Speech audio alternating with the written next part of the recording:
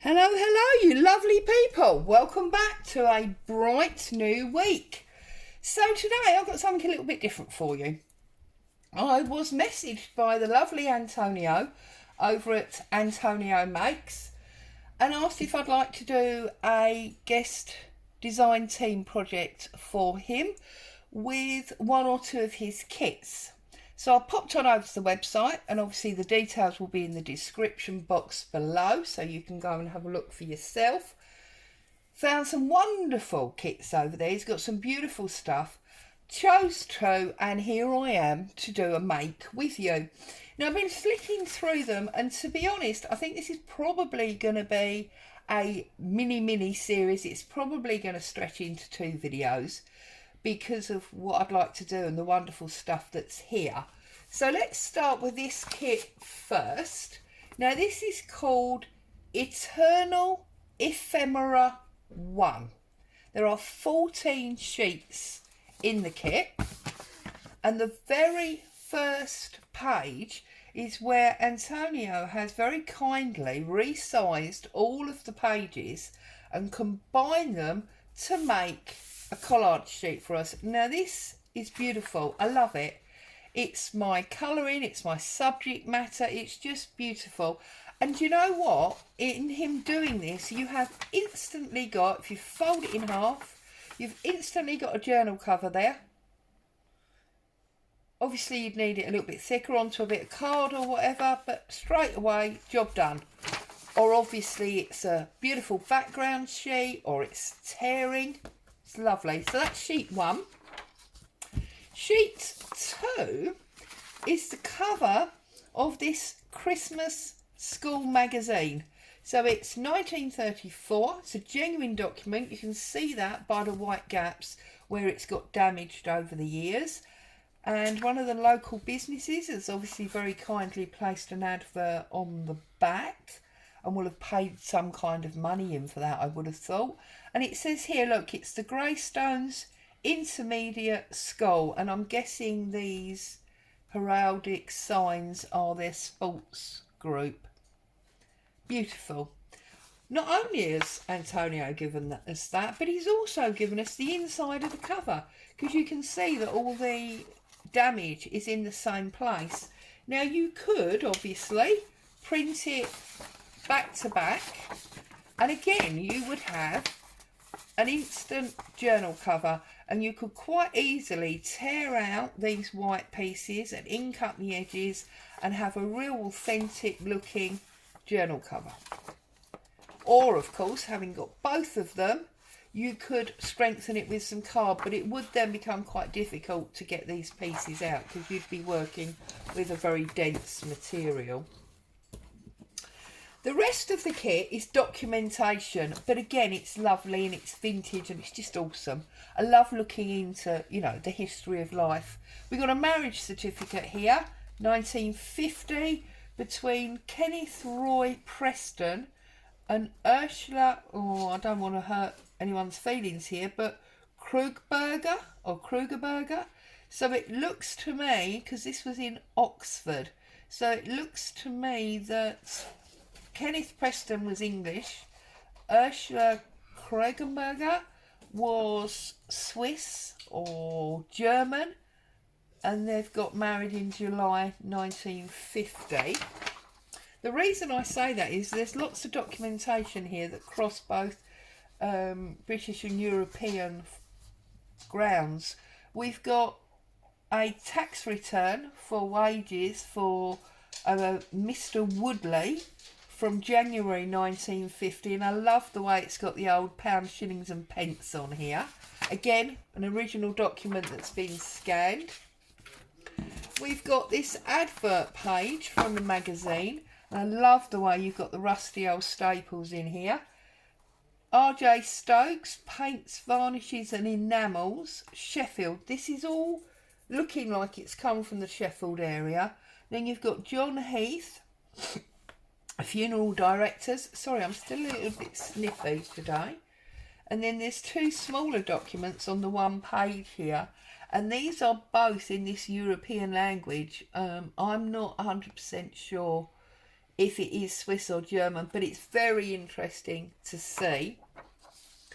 And I'm guessing that this is a christening or a baptism document. And the reason I'm guessing that is because we've got Vater, which I believe is father, and the name, and October 1894. And then we've got Mutter, which I believe is mother, and that's November 88. And then we've got this Anneliese Buckaroo, December 59. So yeah, I'm guessing that's some kind of birth certificate or baptism sheet or something. And again, you can see the rusty paperclip in the corner. And then this one again is a legal document here, and this looks like marriage and name and citizenship. So I don't know if this is where Ursula now Preston, because she's married, is listing for British citizenship or something. But again, October 1950, and it's got beautiful foxing on the page. Yeah, see, I can't help thinking that maybe this one, 11.5, I reckon this was probably originally, see, you get to all this investigation, I think that this was originally attached to this, because it looks like the second part of the same document for the British nationality. And also, seeing that fold line there, I'm thinking that this one, and that's why the staple, look, and it's gone over like that, you see. This is the second part of that one. And then you've got another tax return here for Woodley again, same person, but this is actually an earlier one because this is September 1948. So there you go, there's the 14 pages that I now can't pick up of that fantastic Eternal Ephemera kit. And then the other kit that I've got here, I'm sorry, 11 pages. There's 14 pages in the photos. There's 11 pages in that one. Do apologise. And then the second kit I've got is Precious Photos 2. There is a number 1, but I've got number 2. Now here, what Antonio's done for us is he's done different sized photos. I'm flicking through them deliberately to find... there you go, this particular image, right, because you see here this is like a 3x5 or something like that, that image. So that's the large size, but you've then also got it here in the medium where there's 9 on a page, and you've then also got it here in the small where there's 12 on a page. So I haven't actually counted how many different photos there are. I'm guessing there's about 24 because there's 2 of these pages that have got 12 pictures on.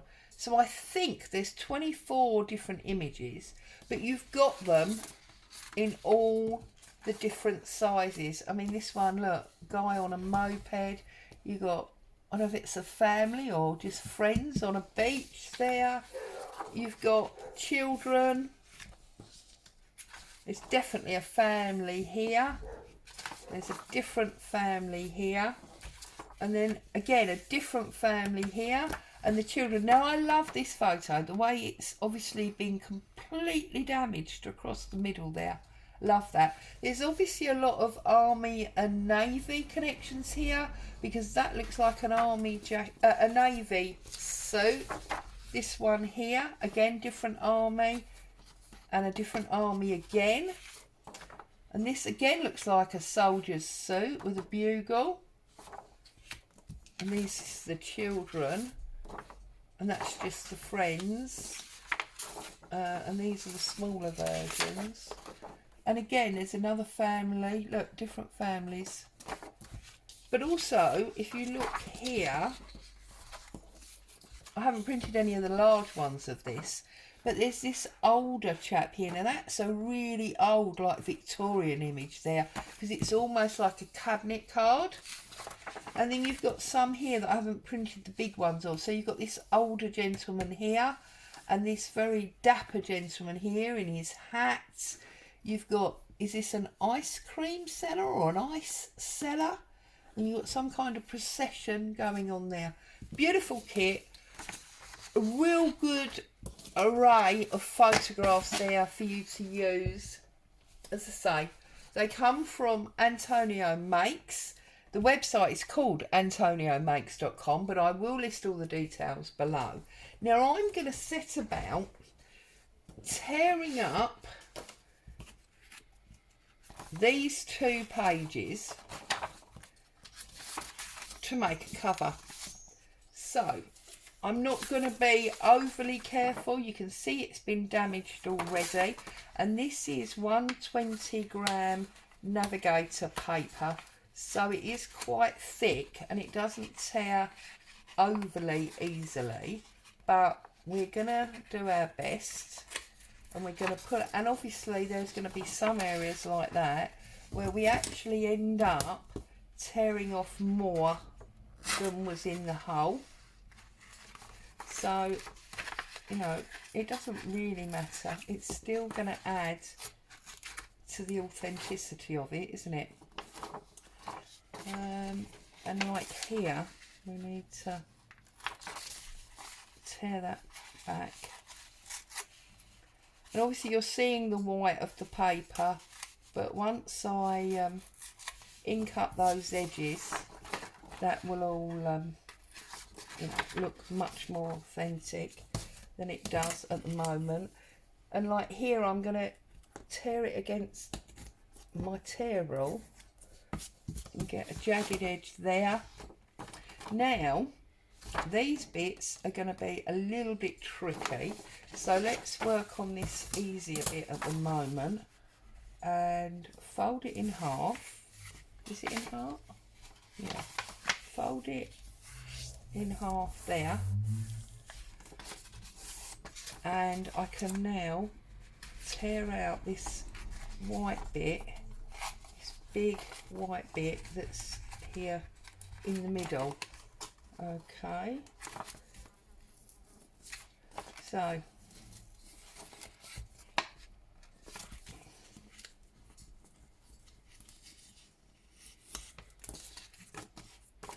and then just fiddle with it, yeah, until you get it how you want it. If I'd have thought about what I was doing, I would actually have printed this on thinner paper, because this 120 gram is quite sturdy, but we're going to get there. Okay, we've got that corner to come off. See, off there as well. We've got a little bit more to come out here. You know what? I might even cheat and see if I can. I did want it torn rather than cut, but it's going to take a little while I've got you here watching. See, look. And now you've torn it out. And again here, you see, what I would do is tear out again that bit. It's not quite right, so we can, you know, come back like that.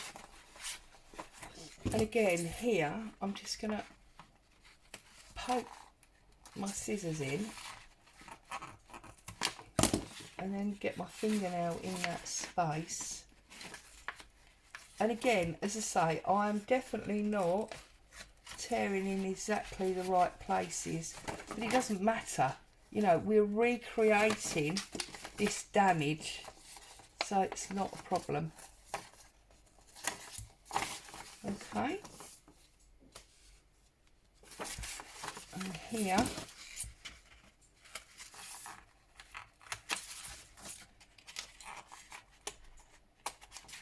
And then if you just sort of get in there and tear it out.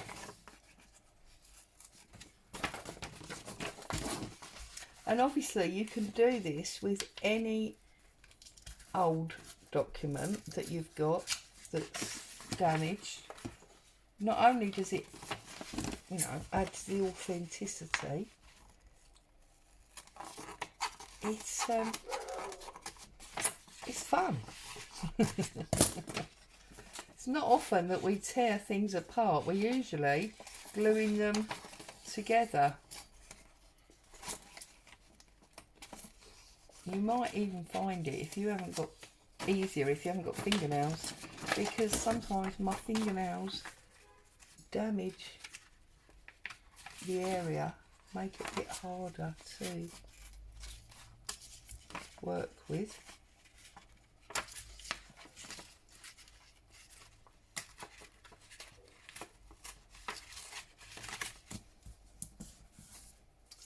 Okay, now we've got another little bit here that I missed there. You have got tiny bits there, but I'm not going to try them because they're a bit too small. What I'm going to do is I'm going to bring in a piece of paper just to protect my table for a minute. I'm going to get my sepia ink and a dauber. Okay. And this is archival sepia, obviously vintage photo or walnut woodwork, and if you just go round your hole like this and over those areas that you didn't tear out, which are in the same sort of location, you start to look, you lose your white edges obviously, and you're adding to that. I love it. I love it, love it, love it, love it.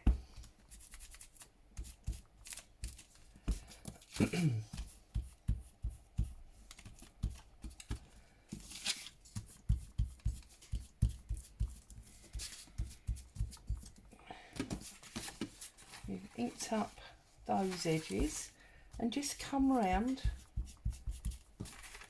probably a little bit more patiently and slowly than I'm doing it, because obviously with the recording I don't want to be holding you up for forever. And just go off kilter a little bit from, you know, so it looks like just general use.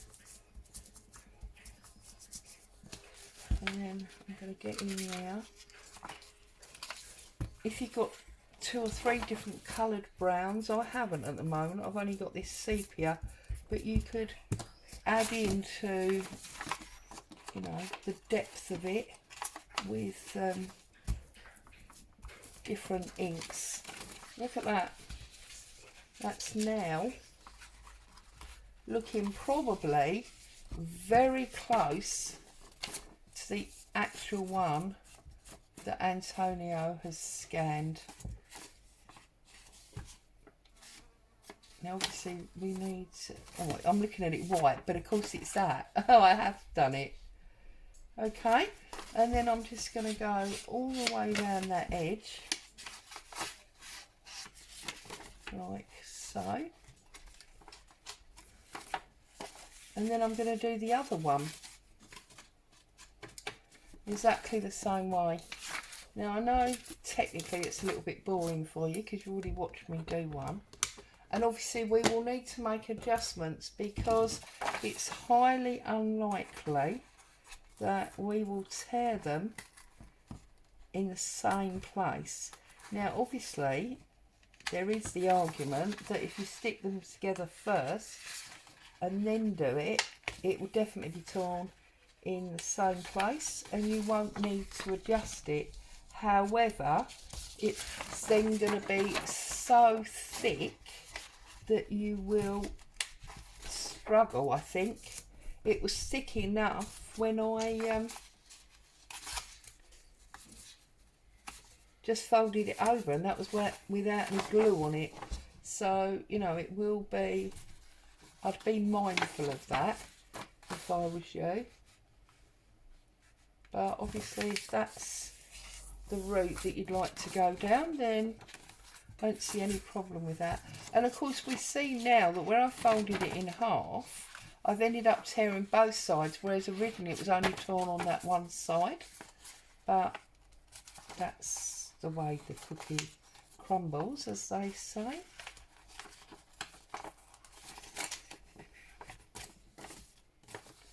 Do you know what? I'm going to cut it just to save time. And then I'm going to pinch little bits out of it so that it doesn't look so set and cut. Like that. So then when we open it up like that, let's see what it looks like when we put it together. Yes, you see, gonna definitely need to adjust it, but that's fine. It's all part of the fun of crafting, is it not?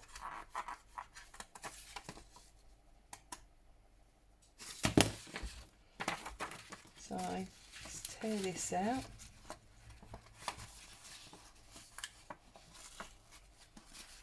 Calm and enjoying your time in your craft room. I don't know why, it's been really busy here lately, and I feel like absolutely everything's been in a rush. Now I know that some of my subbies would laugh and say, but you'd always do everything in speed mode anyway. But for me at the moment, I don't feel like speed, I just feel like a bit chaos. So I'm feeling like I want quiet, calm time. Right, I need to do this one as well. And just pick that out.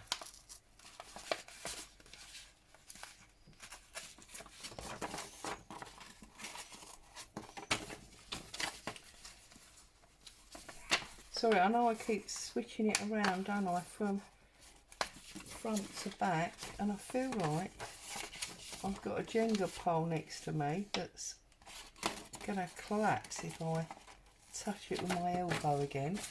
So that's not going to be much fun, is it? Right, we're nearly there.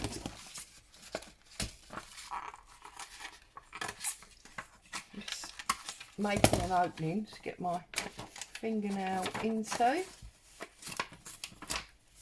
and then just pull away at it really.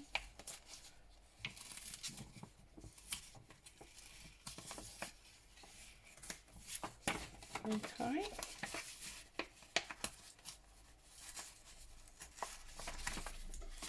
We've got another one up here. That's just that little one there.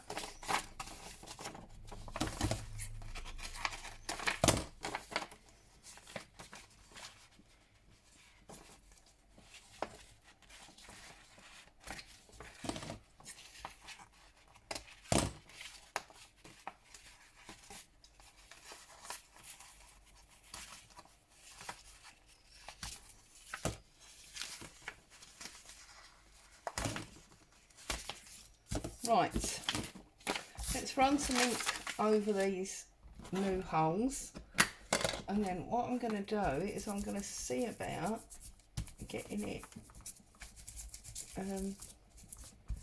stuck together, and that will hold down those extra torn pieces, and we can work out what adjustments we need to make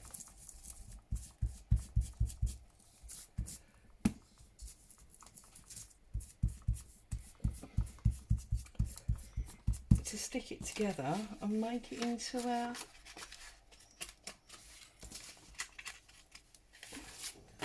cover. So clear all this away. And now obviously we're going to need to glue this up. So I'm going to glue. I'm just using a glue stick. And I'm going to glue one half and then the other. So I'm going to glue, this is the advert section, I think. The ladies in the coats. See, I'm just gluing that one half. Make sure that you've got them up the right way. And this top corner should be dead square because that is the paper that we didn't touch. Now why? That's interesting, isn't it? Because that's out of line. Over. Right.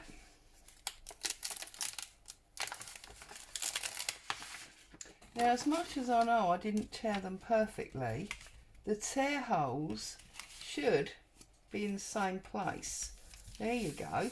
So that does mean that actually we've got a shorter cover, but you know what, I don't think that's going to matter. Right, so let's stick this half down and then we can go along, put my paper underneath and go along and marry up our tear lines.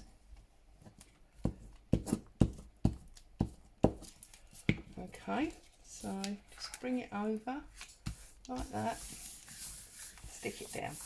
Okay, so now it's double thick anyway, so it's stronger and it's got the glue in, so it's going to work as a cover, it's not a problem. I'm going to trim off the what has become the excess. Whoops, looks like I didn't go very straight there.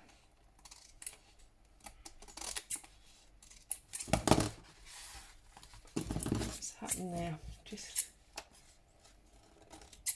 trim that odd bit off there. This is all rubbish over the side. Let's cut off the excess from the bottom where we've realigned them.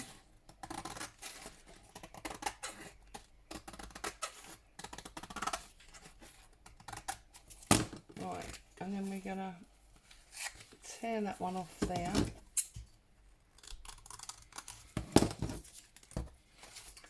I'm going to cut that extra little bit off here. Okay, so from this side, look, we need to take that bit out there. Those bits I'm not worried about. Those bits I'm not worried about. We can ink them up. They're only tiny areas. All of those. It's this side that we need to make adjustment on. So we need to pull out these extra bits. And obviously you can fiddle and fuss with this as much as you want to until you're happy with how it looks.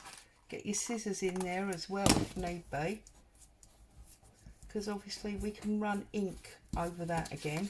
And then this one, obviously we need to really get in here and tear these extra pieces off. We don't want any of this extra white in there. Sometimes it's nice to have a little bit because it implies that the paper is, you know, a thick card, and that's why you've got sort of layers there.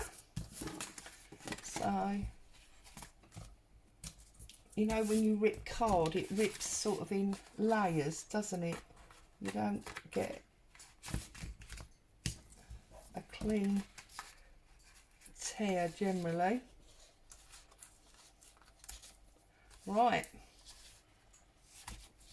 I believe we're now done. So I'm going to get our ink back out, cover up our glue, and we're going to add some more of our ink.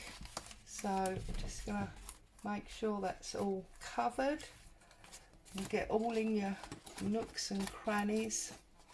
You can even fold it back over, make sure you've got it folded well, and then obviously you can get right in this and you can go darker and darker. Just keep adding ink until you're 100% happy. All right, and then of course if you was making a journal with a combination of coffee dyed papers and printed papers, the ideal thing now would be to add in, yeah, you see that looks great, would be to add in a coffee dyed paper first. I'll grab one in a minute and show you what I mean.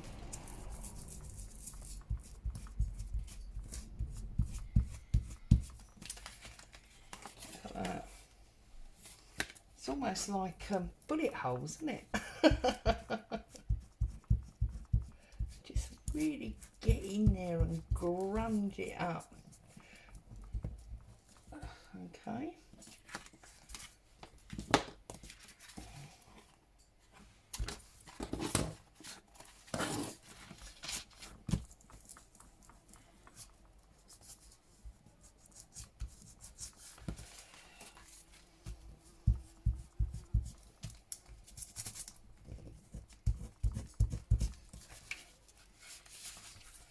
Come right across your edges as well, because obviously you don't want that white edge showing.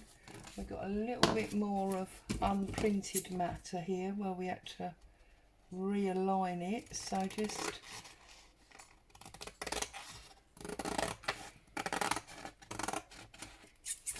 trim that away. Okay.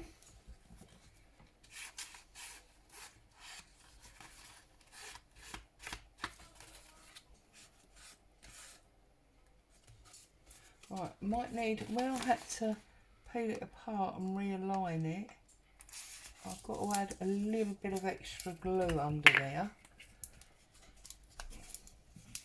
But again, it's no biggie. Just get your glue in.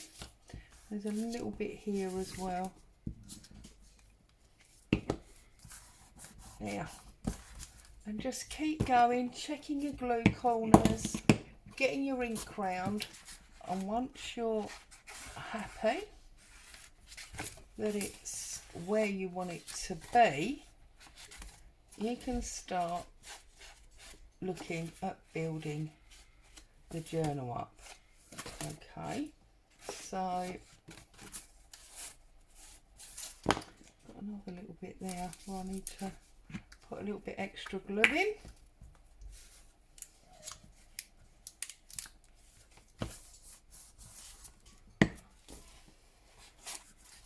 And I've just seen there's a little bit of white there that needs some ink.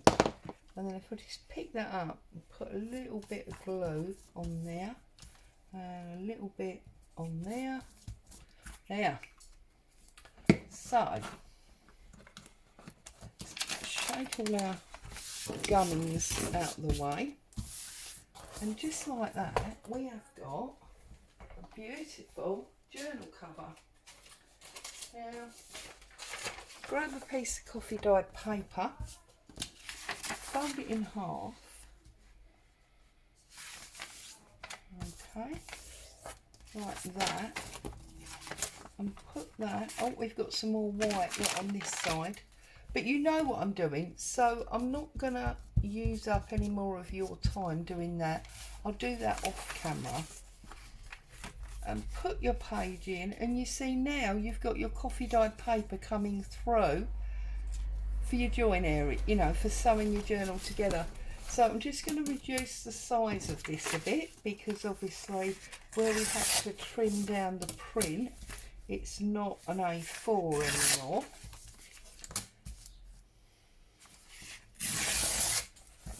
Right, how does that fit in there now? That fits in there perfect. So obviously you can put your journal pages in there. I've actually folded it the wrong way, haven't I? It needs to fold that way, because that's the cover. That's where we're working on the inside. There you go. So just line it up, and there you've got a beautiful journal cover. And obviously you can go through and you can pick out any other pieces that you'd like to use in here as some of your decorative pages. And also I thought, as much as this is not like a school yearbook, because these are multiple people, and even the ones that are single people are varying ages, there's no reason you couldn't have it as, you know, friends of the school or whatever, and do a school page there as well. So I'm going to leave you with today's journal cover from this fantastic kit from Antonio. And when I come back to do the second part of this, we'll look at how I've made tags and things to go with it. I'm probably just going to fill the inside with coffee dyed papers, and then make tags and pockets and things with the kit to fill it out. So I hope you've enjoyed that. Please go over and have a look at Antonio's website. It's got some fabulous stuff over there. If you're not into the document type ephemera, maybe you'll consider photographs. Thank you so much for joining me. Stay safe. I'll be back with you soon. Bye bye for now.